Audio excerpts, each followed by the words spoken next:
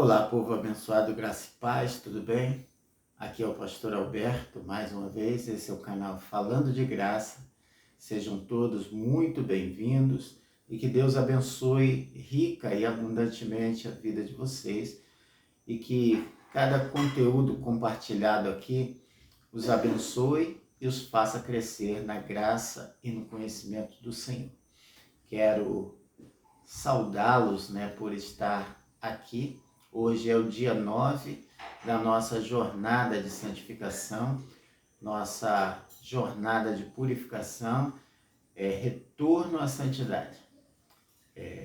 Vocês são mais do que vencedores.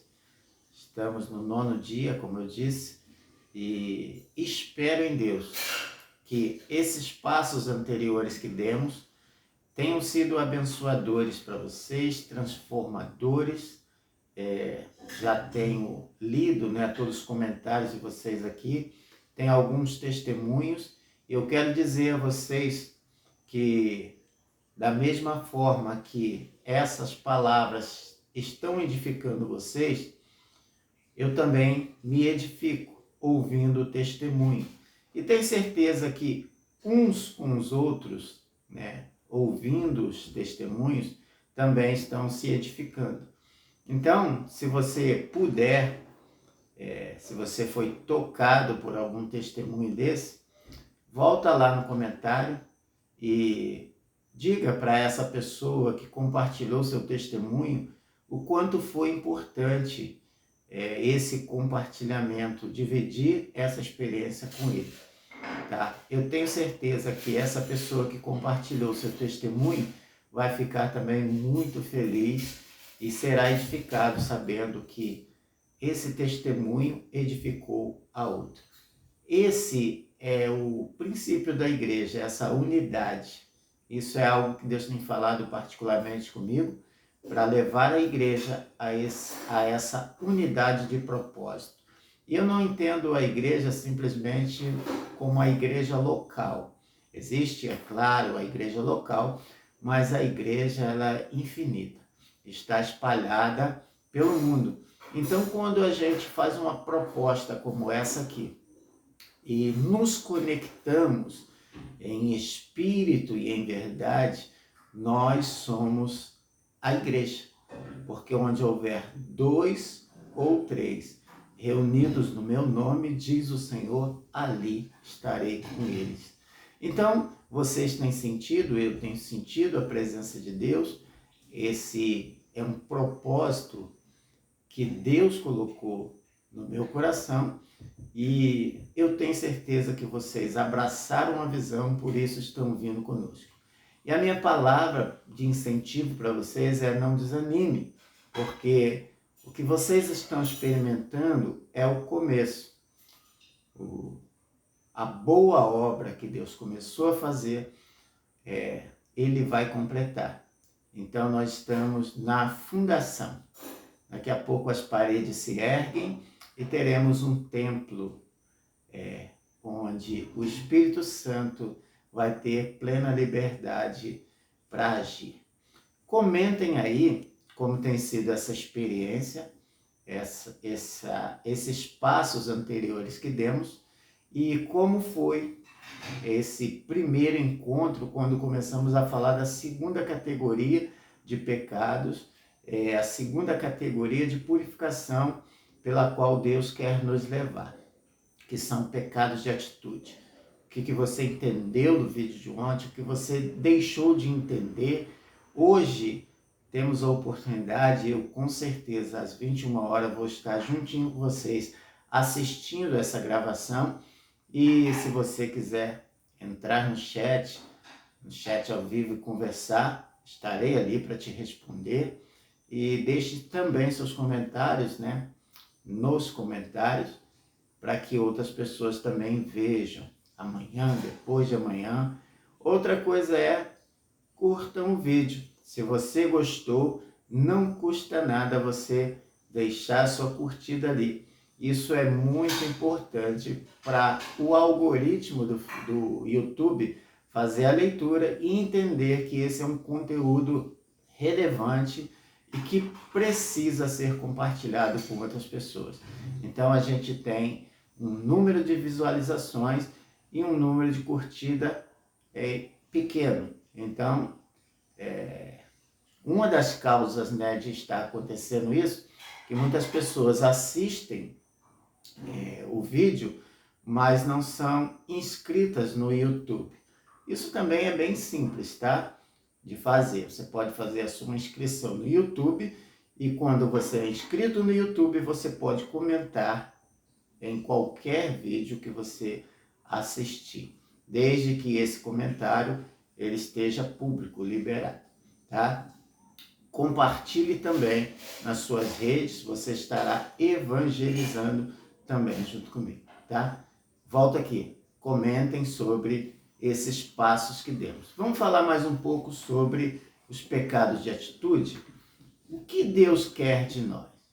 O que Ele deseja de nós? Vamos ler um texto bíblico? Mateus 22, 34 ao 40. Fazer essa leitura. Se você tiver a tua Bíblia aí, quiser fazer a leitura, você dá uma pausa no vídeo e depois, quando você encontrar o endereço, você despause o vídeo e faça a leitura junto comigo.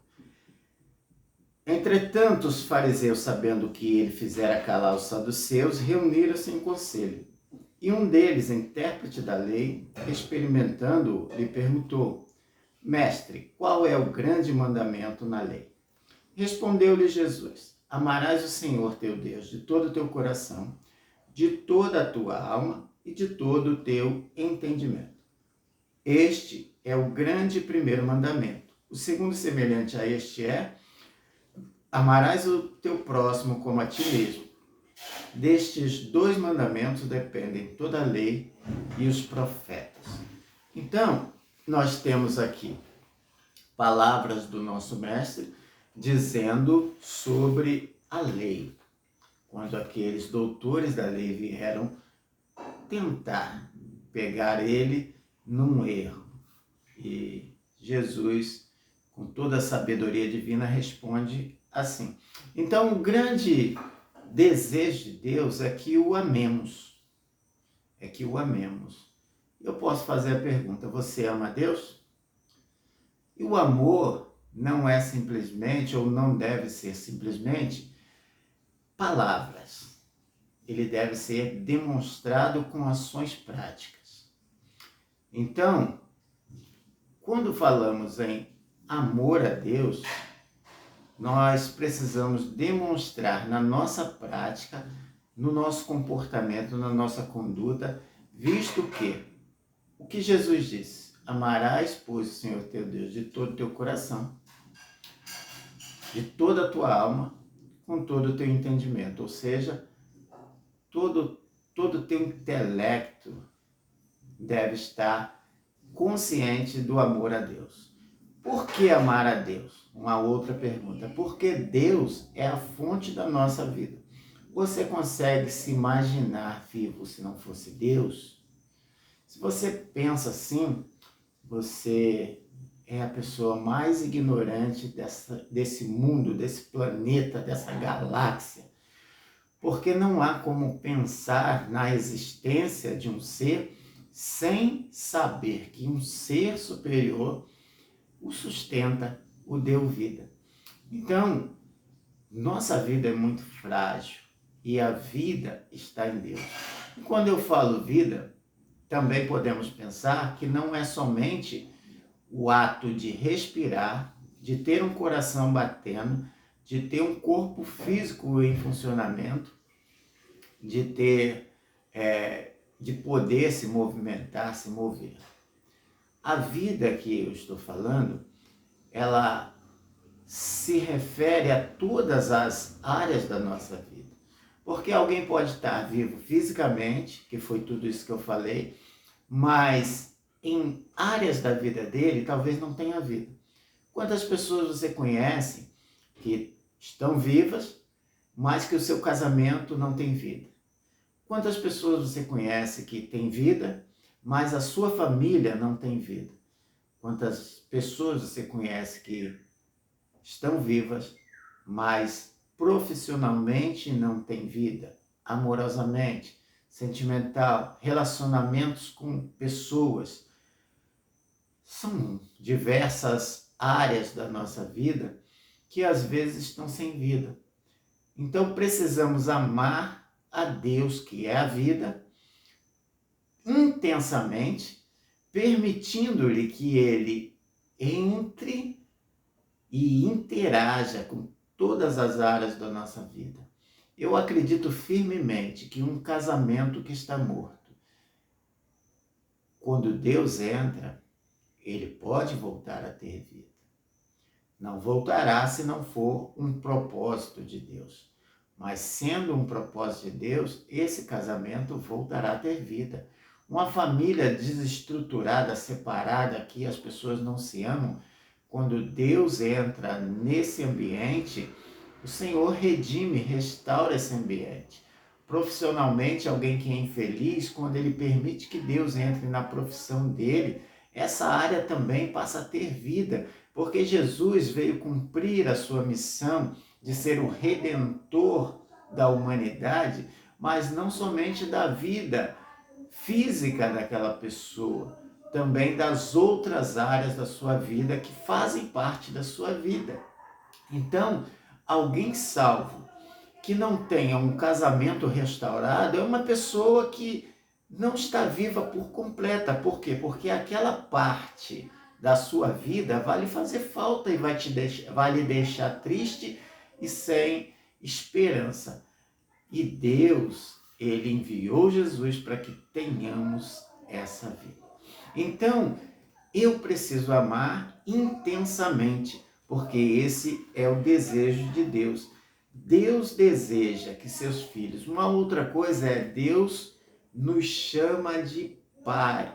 Ele se declara nosso Pai e nós como filhos dele. Isso já dá uma ideia de um relacionamento de intimidade. É esse relacionamento que precisamos ter. Deixa eu fazer uma parte aqui, que é uma coisa muito importante que precisamos compartilhar aqui nessa noite. Você já viu pessoas fazendo separação entre a vida secular e a vida espiritual dela?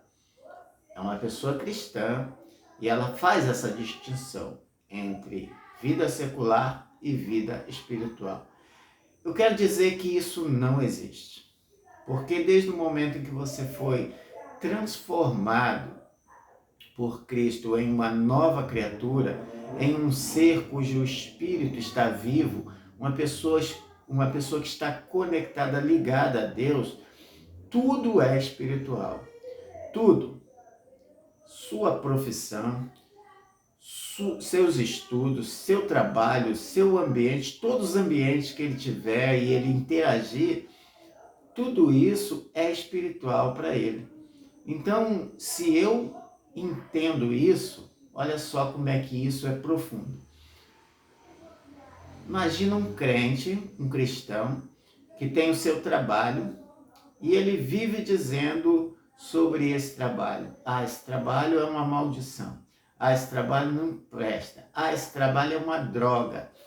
Eu odeio esse trabalho. Me diga aí, essa pessoa está glorificando a Deus? Ela está exaltando a Deus? Certamente que não. Porque a Bíblia também nos ensina que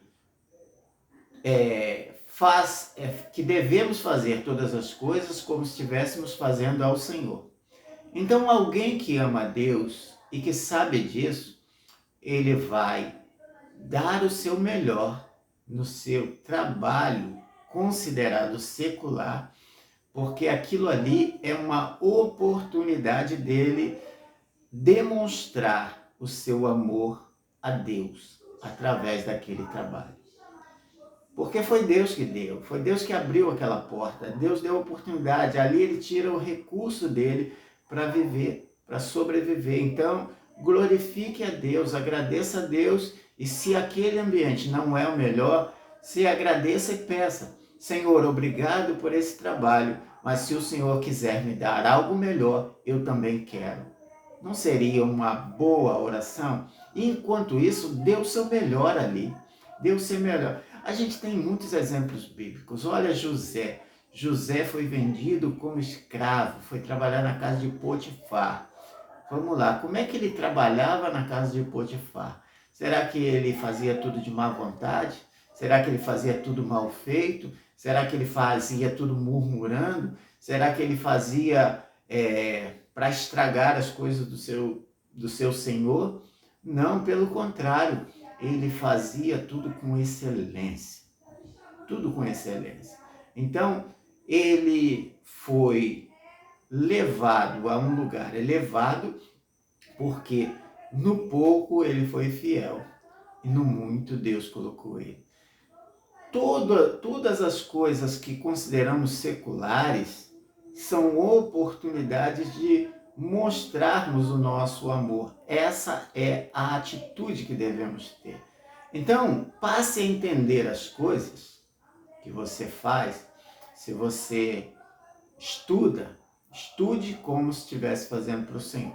Se você trabalhe no seu ambiente, nesse teu ambiente, abençoe esse lugar, ore a Deus para Deus abençoar seus patrões, para que eles prosperem. Isso é algo que demonstra o seu amor a Deus.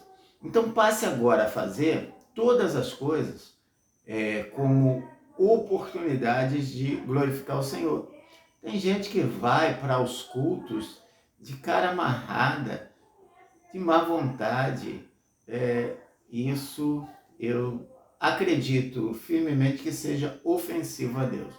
Tá? Então, fechando aqui esse adendo, todas essas coisas que nós temos, relacionamentos familiares, relacionamentos sociais fora da família, entenda cada uma dessas oportunidades como oportunidades de você demonstrar o seu amor a Deus. Quando você for ajudar um necessitado, entenda isso como uma oportunidade. Quando alguém vier te pedir oração para que você seja um intercessor, entenda isso como uma oportunidade de você glorificar a Deus.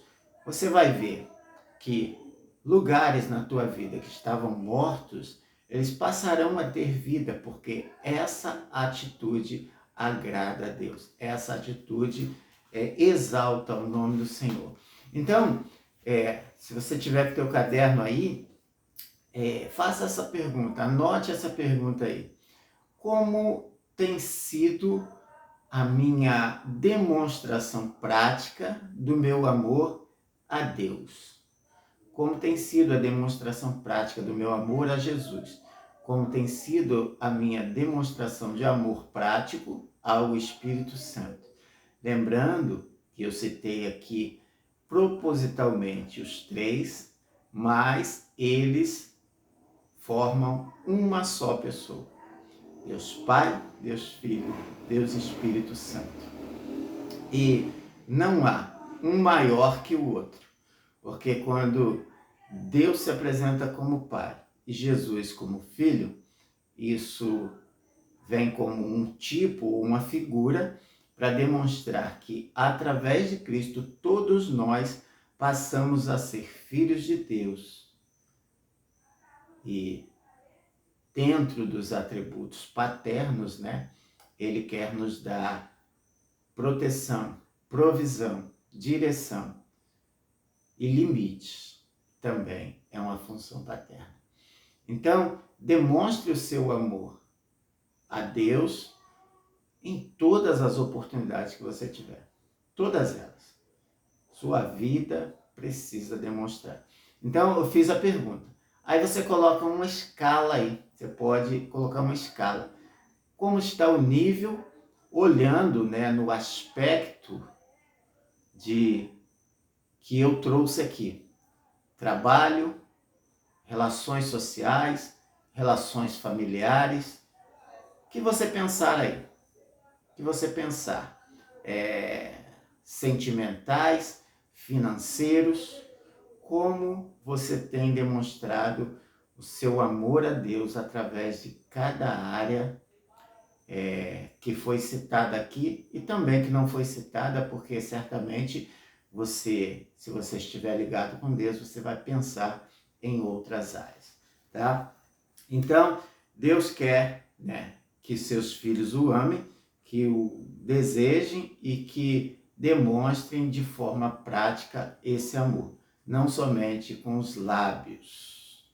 Algumas perguntas que estão aqui no livro, né, depois eu vou colocar na descrição. Você pode, sinceramente, caracterizar seu amor e serviço a Deus como fervoroso e apaixonado?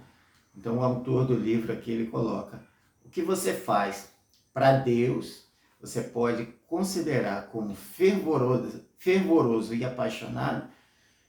Aí você responda, tá? Outra: Deus e seu serviço são prioridades ardentes para você?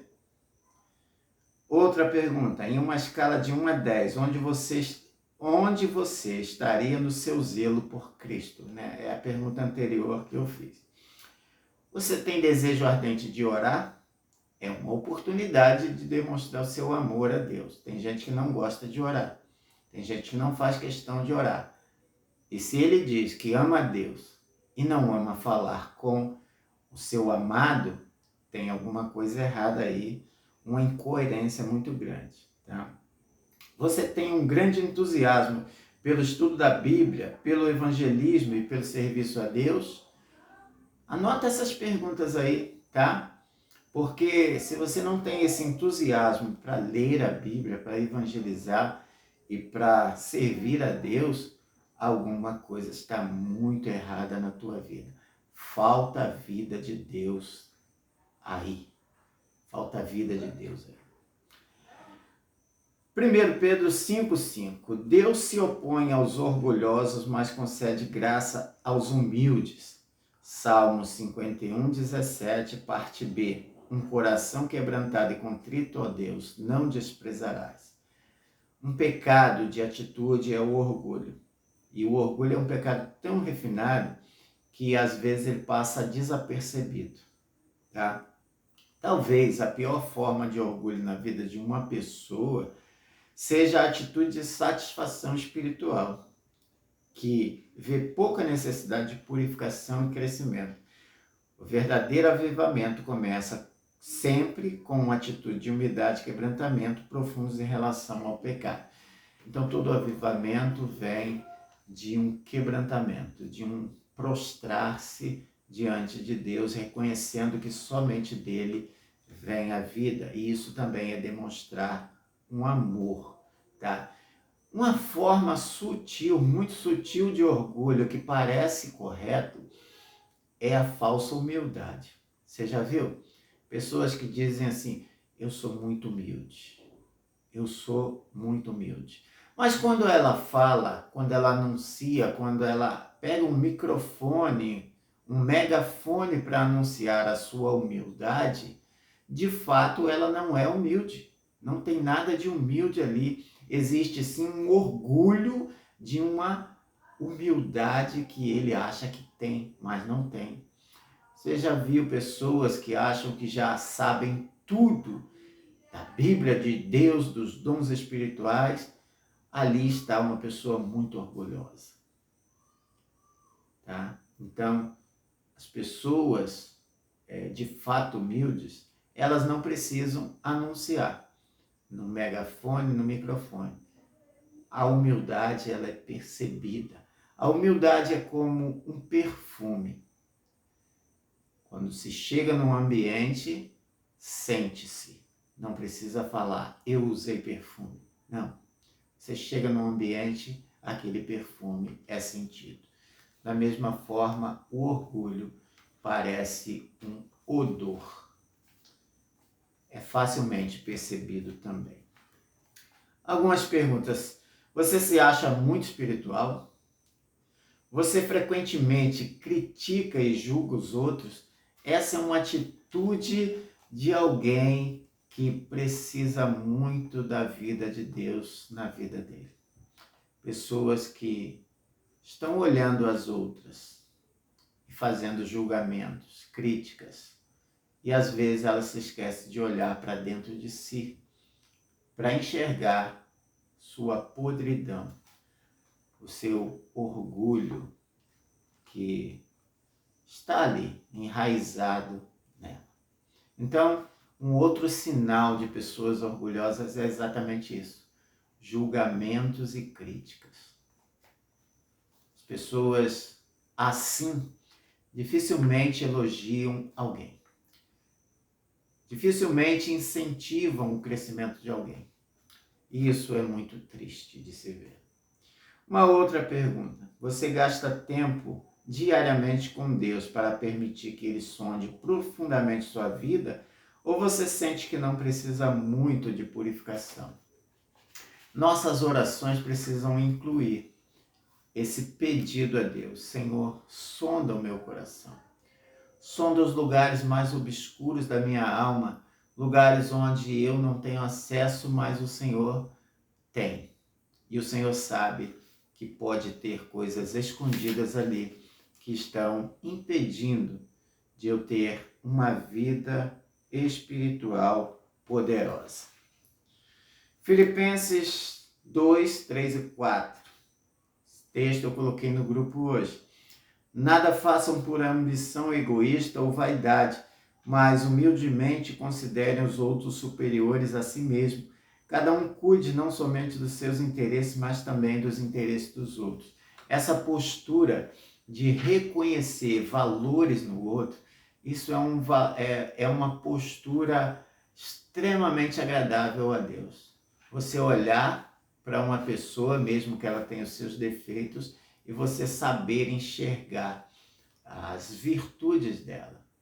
Muitas pessoas precisam simplesmente de serem incentivadas nas suas virtudes. Para quê? Para que aquelas coisas ruins dela percam força. Quando você critica muito os outros, julga muito os outros, sabe o que você está fazendo? Você está evidenciando naquela pessoa o que é mal nela. Não a ajuda a se corrigir e não ajuda ela a crescer. Comece a estimular suas virtudes.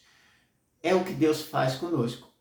Deus não olha as nossas debilidades, Ele olha as nossas virtudes e Ele estimula cada uma delas. Gideão, lembra de Gideão?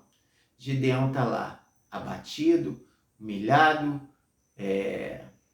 oprimido pelos inimigos, e Deus aparece para ele, e Deus fala o quê? Vai nessa tua força, porque você livrará Israel da mão dos midianitas.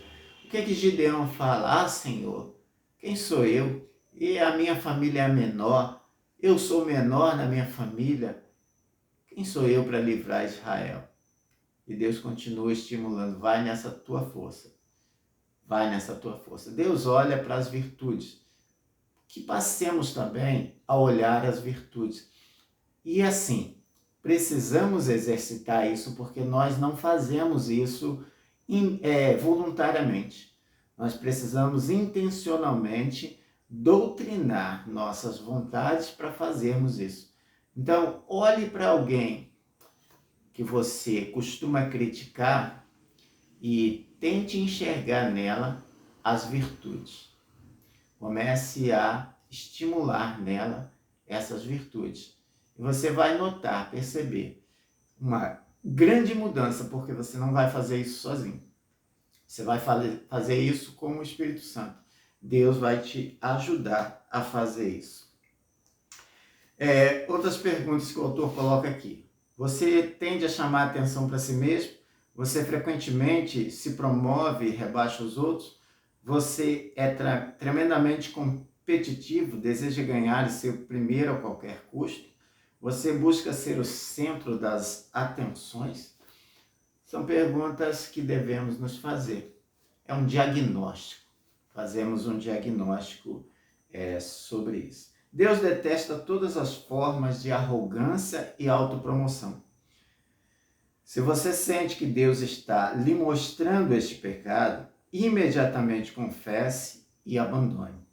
Seja específico e escreva as mudanças que Deus quer que você faça. Pegue o seu caderno agora, tá?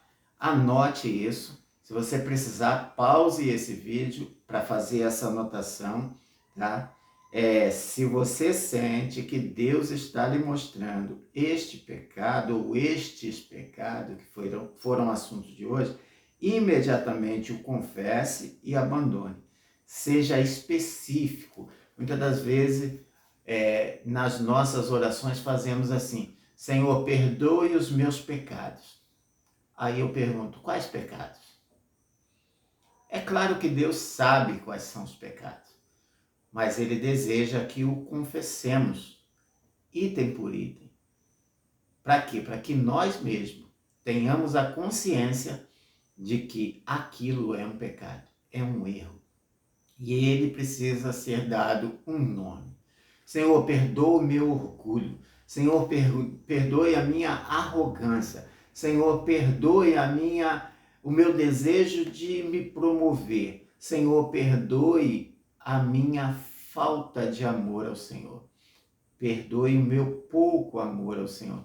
Perdoe, Senhor, porque até hoje eu não sabia que o meu amor pelo Senhor deveria ser demonstrado em tudo que eu faço.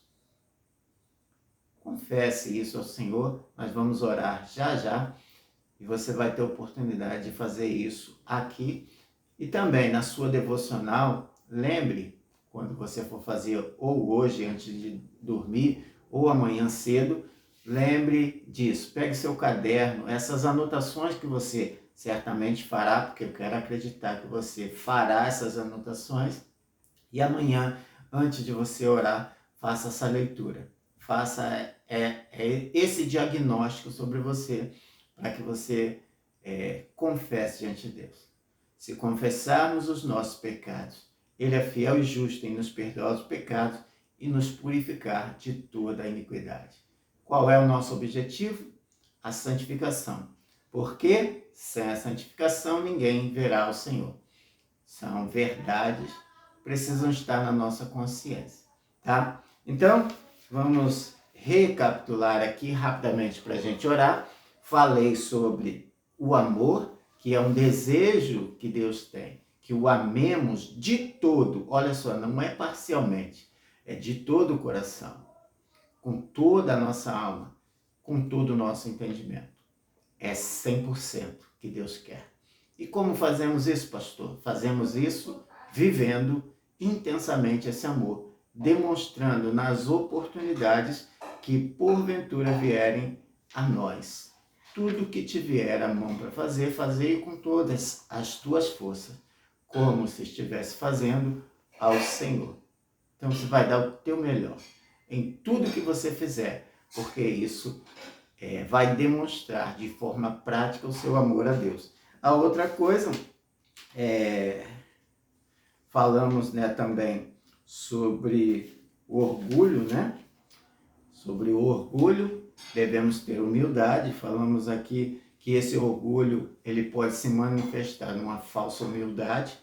Tá? Falamos também sobre a questão de chamar a atenção para si, esse desejo de autopromoção. E finalizamos aqui com essas três coisas. Vamos orar? Vamos falar com Deus?